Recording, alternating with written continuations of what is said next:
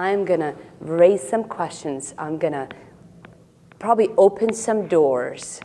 And hopefully this is going to help us all be wiser, be better, how we treat and what we do with our souls. Anxiety, burnout, depression, anger, cynicism are just some of the signs of their neglected and wounded soul. How can we help? How can we keep our spring of life clean, healthy, and alive?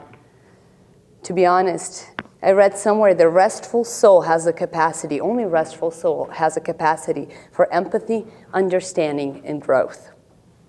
Well, before we dig in a story of caring for the soul, I'm going to talk a little bit about what is a soul. A Yale psychiatrist and ordained minister, Jeffrey Boyd, and he's also co-author of DSM. And he did, in one study, he studied hundreds of church attenders asking the question, what the soul means. And he'll say, well, you'll think the people in church know what soul means. But when asked to explain, they cannot do it. About half of the church attenders adopt what Boyd calls the Looney Tunes theory of the soul. And I'll just read the quote that he said. So the Looney Tunes, meaning the cartoon. If Daffy Duck were blown up with the dynamite, then there will be a transparent image of Daffy Duck that will float up from the dead body. The translucent image will have wings and carry a harp. From the air, his opponent, Bugs Bunny, will speak down, who set off the dynamite, comments Boyd. And that's how even Christians imagine that the soul is. The soul can be put under the microscope or studied by X-ray. 100 years ago, a doctor measured the slight weight loss experienced by 7 tuberculosis victims at the moment of death, which led him to claim that the soul weighs 21 grams. Well, his idea years later created a title for a movie, but it never duplicated, and it actually was widely ridiculed in medical community. The Universal Distress Signal, SOS. Do you guys know what it stands for? Save our souls. What does it mean for a soul to be saved? You'll think that we would know. I mean, don't we sing, bless the Lord, O my soul? Sometimes we speak of lost souls or saving souls.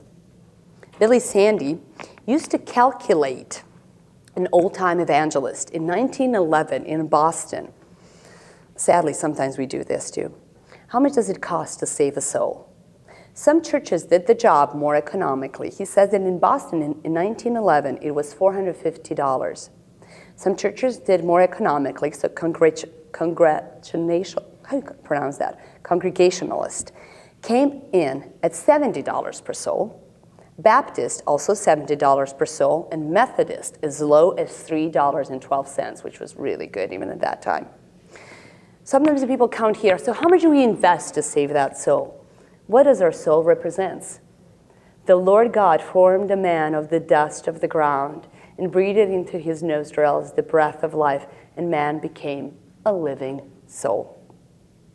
Dallas Willard, a theologian and philosopher, said, the soul is the capacity to integrate all the parts into a single whole life. It is something like a program that runs a computer. You don't usually notice it unless it messes up. So your soul is what integrates, this is what he continues, your will, your intentions, your mind, your thoughts and feelings, your values, your conscience, and your body, your face, your body, your language, and actions. It's something that integrates everything. What is the difference between the self and the soul? Self is a standalone, do-it-yourself unit. And I'm going to mention self again, but the soul reminds us that we were not made for ourselves. The Journal of the American Medical Society did one more interesting study, indicating that in the 20th century, people who lived in each generation were 3 times more likely to experience depression than folks in the generations before them. So the 3 times more likely that somebody's going to deal with depression than their parents did. Despite the rise of the mental health profession, people are becoming increasingly more vulnerable to depression. It was just Paul Martinez this morning mentioned that actually was it last night, that depression is the number 2 disease that we are dealing with. Martin Seligman, a brilliant psychologist with no religious background, has a theory. Why is this happening? And this is what he said. We have replaced church, faith, and community with a tiny little unit that cannot bear the weight of meaning. That's the self. We're all about self. Ironically, the more we obsessed we are with ourselves, the more we neglect our souls. All our language so reflects this. You know, when we talk about soulmate, when we talk that if you're empty, you need to fulfill yourself. If you are on a job interview, you have to believe in yourself. If you're not getting your own way, you have to stand up for yourself. The Hebrew word for soul is nephesh, and hence Walter Wolf called it a needy man. Somebody said we are limited in every way except we have unlimited desire. Our soul is a needy man and a needy woman. But before I actually talk how we can nourish our soul, and I would love to talk with you, what are some of the enemy of our soul? John Ortberg, and there's a lot of quotes from his book. He actually wrote a book on soul keeping, and I think you can buy it at the bookstore. He says, we live in a world that teaches us to be more concerned with the condition of our cars or our careers or our portfolios than the condition of our souls. Isn't that sad? We are more concerned about the condition of our car, career, portfolio than our soul. How do souls get neglected and hurt? There's something when I was studying in my college when they will say, when you don't know how to fix something, just think how you can make it worse. It doesn't mean you will go in that direction, but it will actually kind of point. You know, you kind of feel stuck. Oh my gosh, what do I do? Where do I go from here? You know, and trust me, there are a lot of moments when somebody sits across from you, and I'm sure that even you in a ministry would realize that you were like talking to somebody thinking, okay, where do I go from here? Like, what are the things that will happen in their life that will even make it worse? So that's what I'm going to first talk about, the enemy of the soul. I'm not, of course you guys know that, but it's like, this is not going to, we're not going to empty this pool and come to the end. This is just really scratching the surface of how can we take care of the soul. But the first enemy of the soul that I put it's sin. The Apostle Paul wrote, Christ Jesus came into the world to save sinners, of whom I am the worst. John Stott said, Paul is not saying that he did a careful study, that he did a study of everybody, how sinful they are, and he came to be first. He said that the truth is rather that when we are convinced by the Holy Spirit, in immediate results, we give up all such a comparison. Paul was so vividly aware of his own sins that he could not conceive that anybody could be worse. We are capable of all evil. We are. Humble heart is a hospitable heart. Only in humility of our own heart we welcome and receive Christ. Christ in us is the best remedy and balm for our souls. I had a teaching on hospitality, and probably half of my teaching on hospitality is welcoming Jesus in our hearts. And when he is in our hearts, that is the best remedy for having, neglecting, and forgetting and ruining our soul. He is the best remedy and the best balm. A second enemy of our soul is, and especially because the sin, I'm going to come back to actually to the second one, but the sin has a tendency to just kind of hardens our souls. So we're not even aware of the state we're in. The second enemy that I mentioned, and maybe it's going to sound like I'm repeating just the first one, is a lie. We all lie. We lie ourselves. We cheat ourselves. And we try to do it with God. But lies, yes, lie is a sin, so I didn't have to just put it out, but it just comes so so tiny, and lies, or how you guys call it in English, they said a fib, right? Like just something small, like just something, or a white lie, that's what we sometimes say it in Serbian. It's like, what, that justifies, you know, kind of like the midwives were lying. There is a good cause sometimes to lie. But it's really deceiving. Mike Adams, a professor at Eastern Connecticut State University, has done a research on the topic of deceit among university students. This is actually the study on lying, but listen to this, guys. I was laughing, so I just actually have the whole quote, what he said. He has shown that grandmothers are 10 times more likely to die before a midterm and 19 times more likely to die before a final exam. Worse, grandmothers of students who are not doing well in class are at even higher risk. Students who are failing are 50 times more likely to lose grandma than non-failing students. It turns out that the greatest predictor of mortality among senior citizens in our day ends up being their grandchildren's GPAs, because they will always lie the grandma died, that's why they're late with the papers. So the moral of all of this, if you are a grandparent, do not let your grandchild go to college. It will kill you, especially if he or she is intellectually challenged. Early goes on to write about how a single act of dishonesty is not a petty act, because it ends up shaping the way we view ourselves. But we all lied, that was the point. Everybody's grandma was dying. And it's a predictor, like the worse they're doing, there are chances the grandma's gonna die.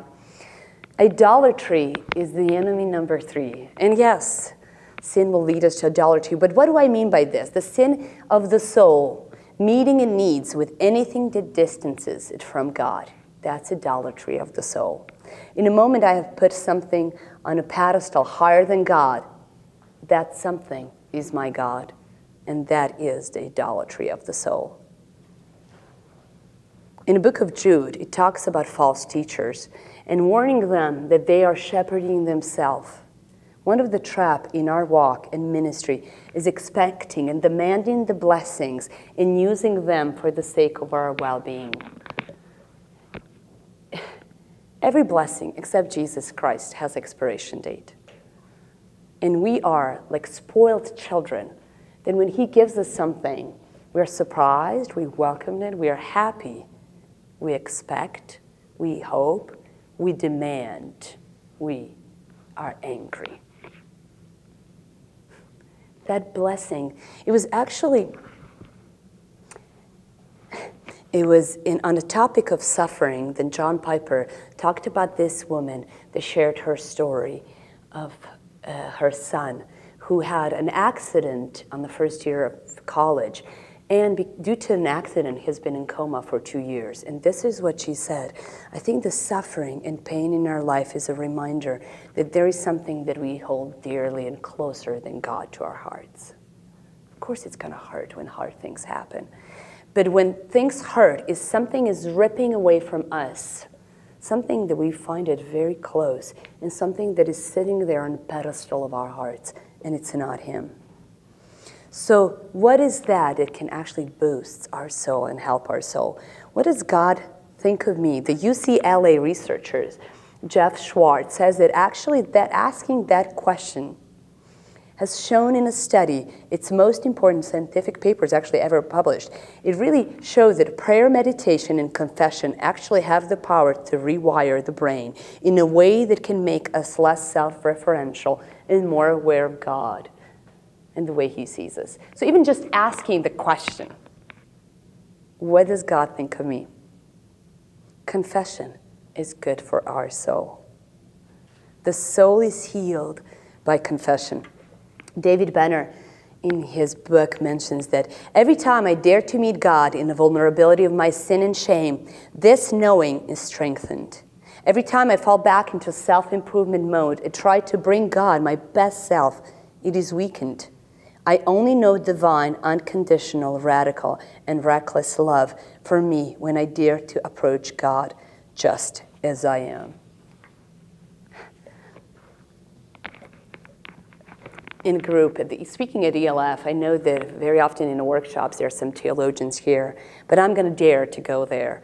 And actually, I'm going to mention the conversation that Jeremiah had with God.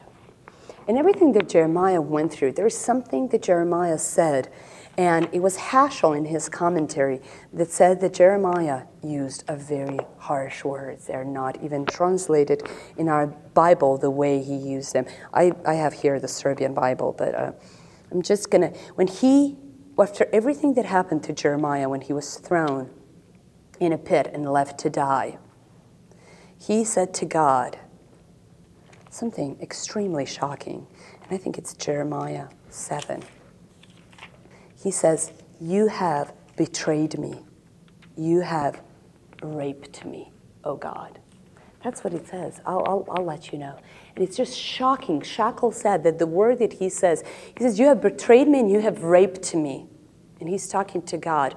That the word that he's using is the same word that was explained what happened to Tamar, the daughter of David, when she was raped. Why did I mention this? Because I hope that in your confession, you are that honest, brutally honest to God, that already knows your heart and knows everything that's there. God is not shocked. Job was not reprimanded. It is in the honesty and vulnerability and nakedness and brokenness that we actually meet God. So I hope that in your confession, you talk to him the way Jeremiah did.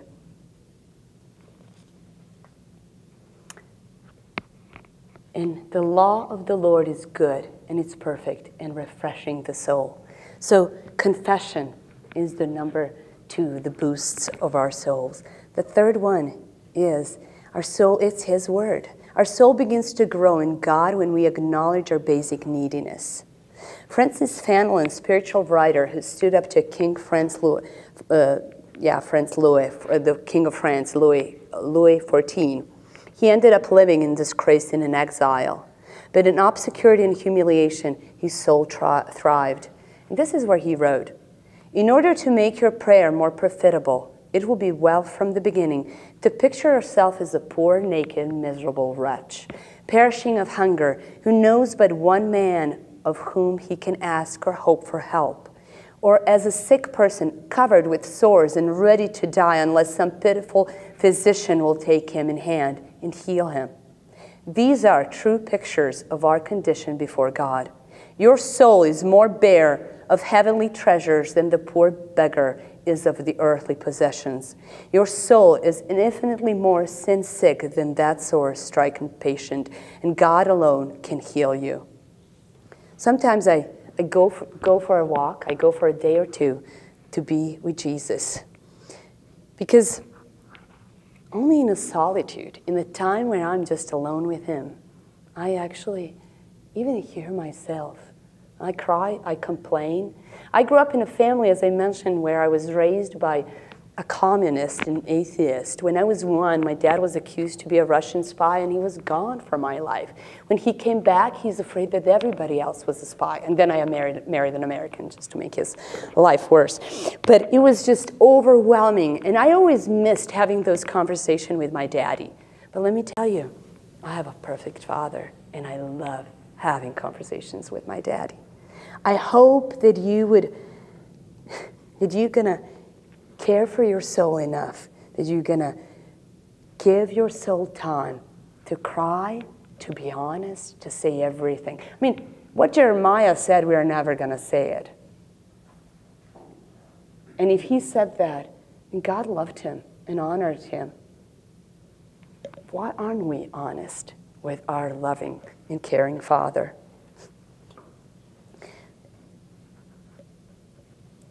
There's probably my favorite verse. I love this verse.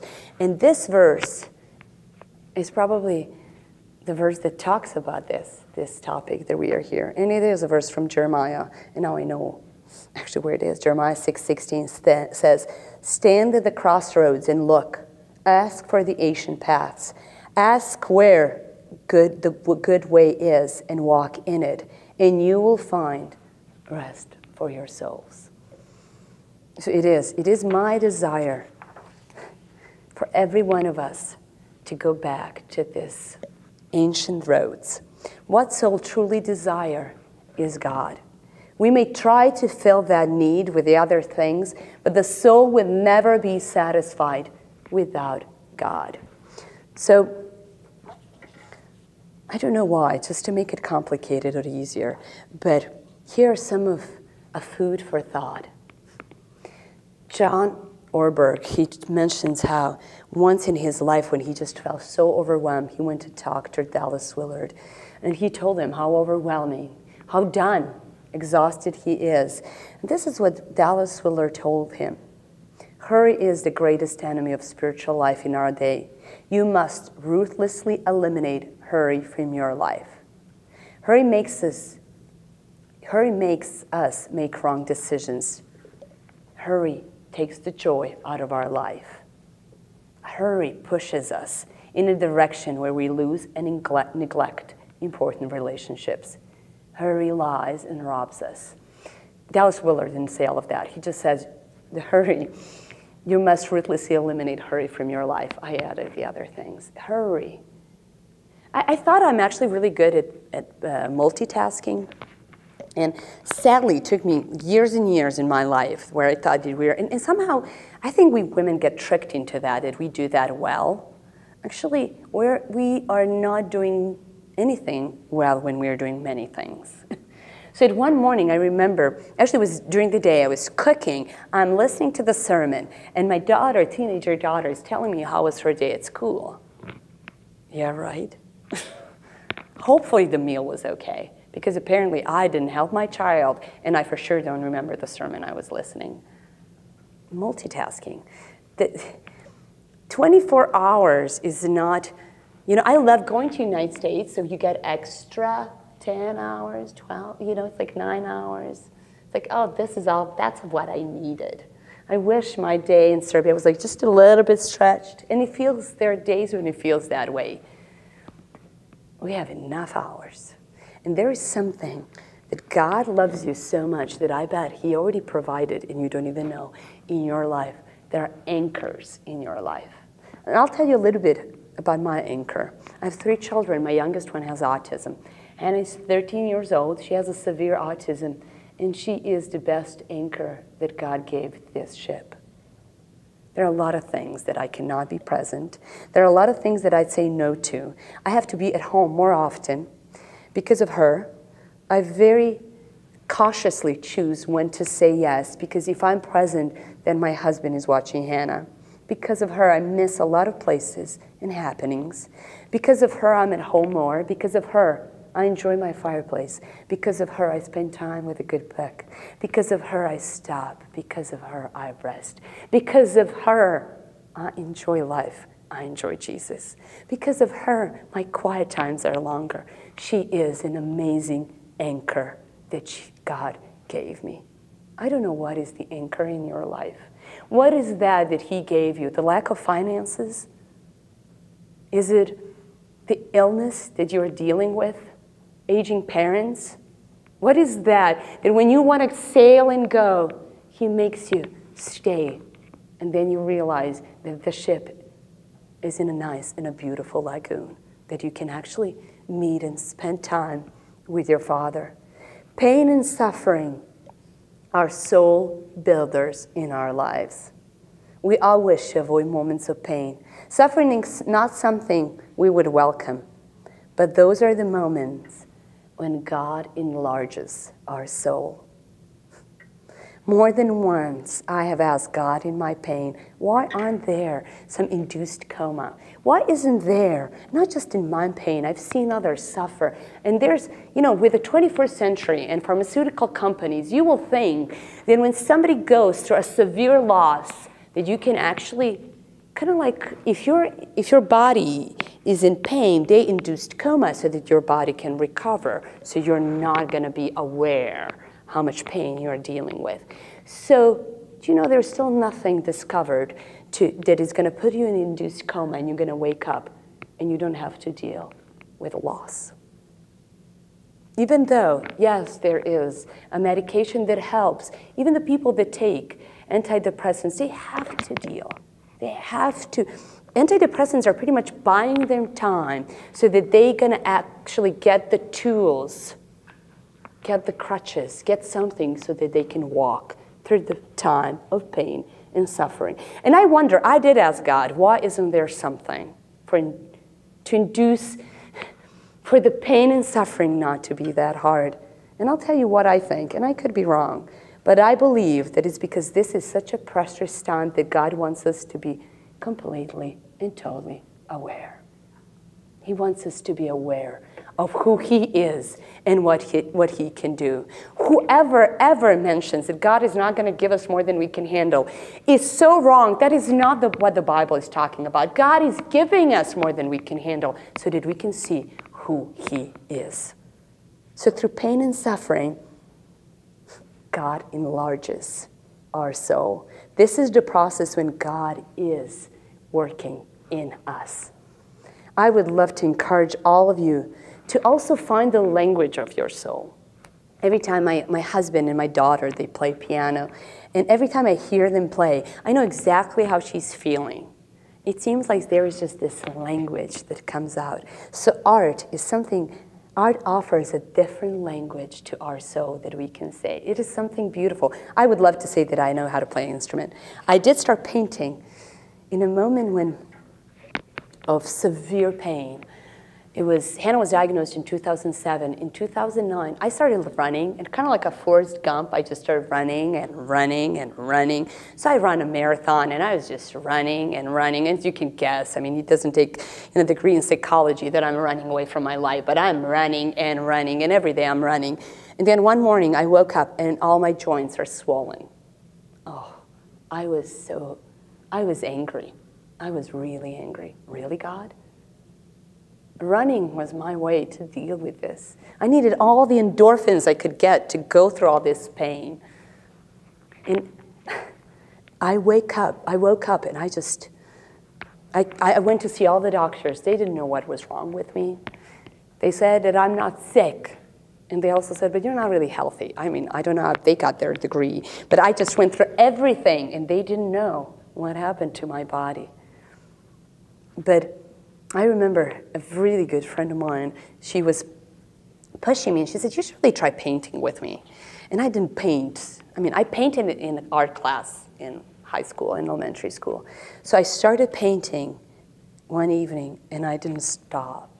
I didn't stop for years. My house was full of paintings that they're not good. And bless my family for actually dealing with my painting moments. But my soul finally shared. And that was through those paintings. And so find the language of your soul. Our soul flourishes in community, in healthy surroundings. I was recently reading an interesting book about trees. And actually, that's probably, I'd refer that one to if you want to read it. And the book was written by an environmental engineer. And this is something that he noticed, that actually when they cut the tree, so for the tree to grow and be alive, I mean, I didn't know this, but yeah, of course, I guess I should have known. It's a lesson in biology, probably in the 4th grade. It needs leaves. So it will just get all the nourishment and the light and the sun and all the food. But sometimes he would realize that even the cut trees would still be alive.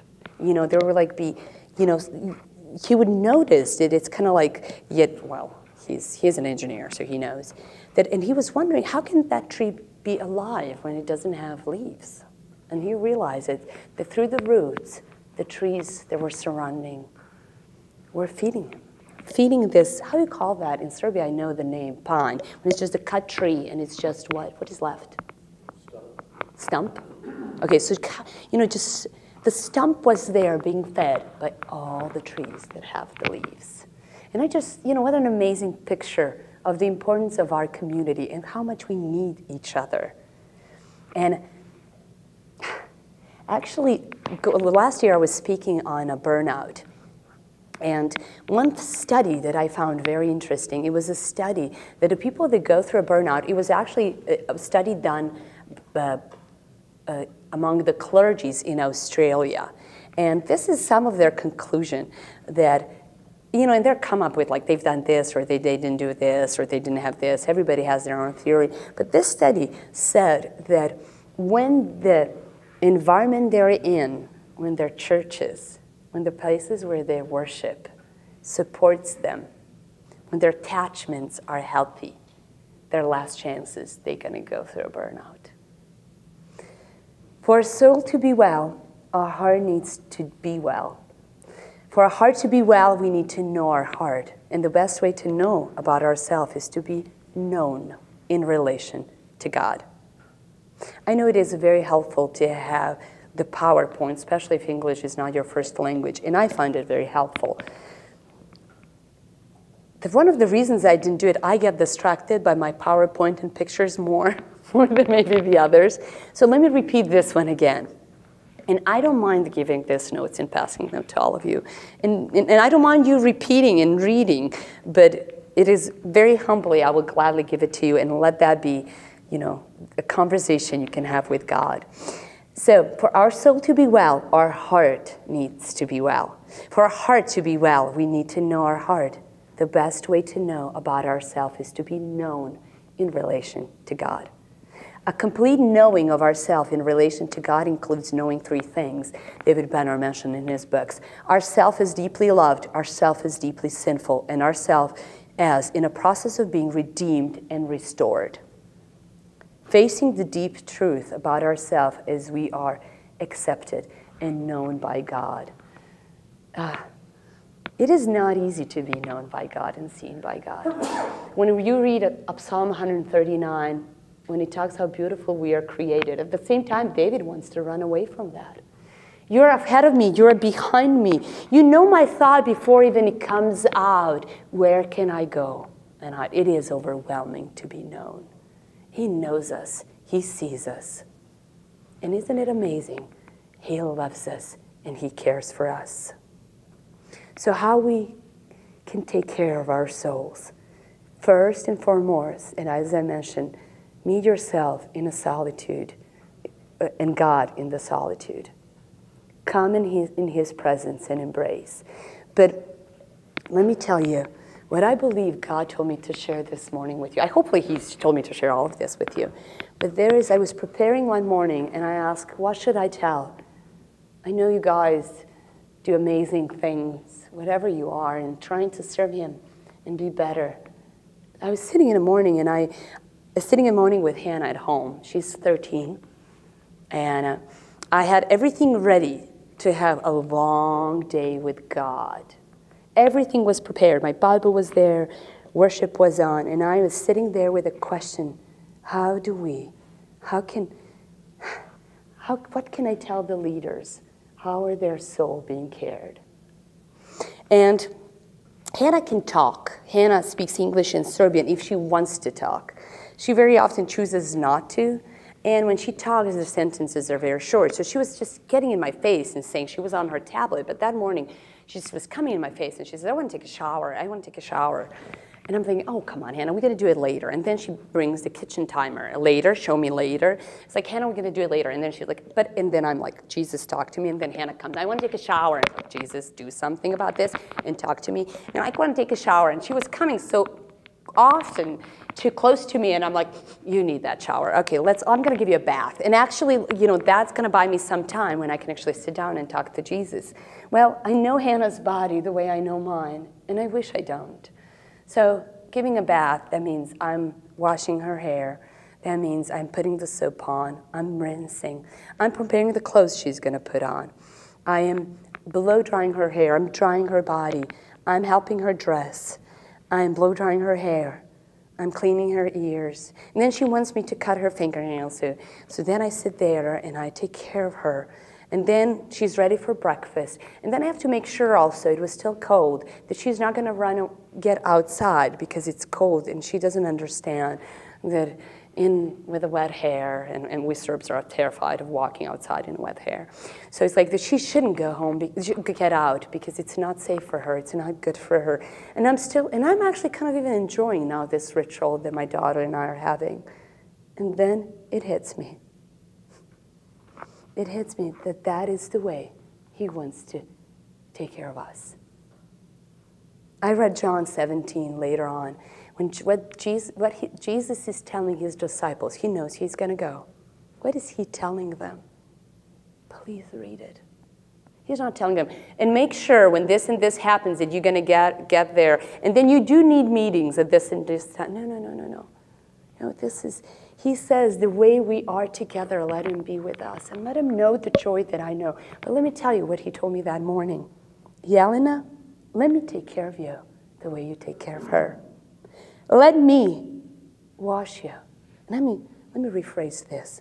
I hope, it is my prayer for all of you to let him take care of you in that way. It is my prayer that you're going to let him wash you. It is my prayer that you're going to let him feed you. It is my prayer that you're going to let him protect you. That you're going to let him dress you, prepare you for a new day. That you're going to let him fill your heart with joy. That you're going to let him honor you. Let him be in you so that you can be who you are, completely and totally his, independent on him. And that's how your soul is going to be taken care of. Thank you.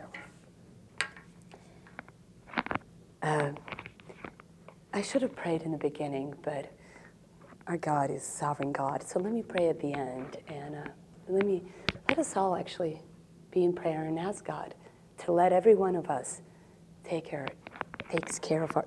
him take care of our souls. God, I want to thank you. I want to thank you for Hannah in showing me what a God you are, how much you love me, how much you care for me, how much you love every one of us. And you care more about loving us and caring for us than whatever we do for you, for the ministry. Jesus, I pray right now that what you showed me that morning and what you show me through Hannah, that you're going to show to my brothers and sisters. Jesus, I pray that they are going to experience, that we all are going to experience being washed by you, being dressed by you, being loved by you, being fed by you, being honored by you. Thank you. Thank you for loving us. Thank you for coming to this world. Thank you for serving us. Thank you for knowing our soul. Thank you for being the lover of our soul. We love you. We honor you. Please help us enjoy and rest in your presence, in your love, in you. Amen.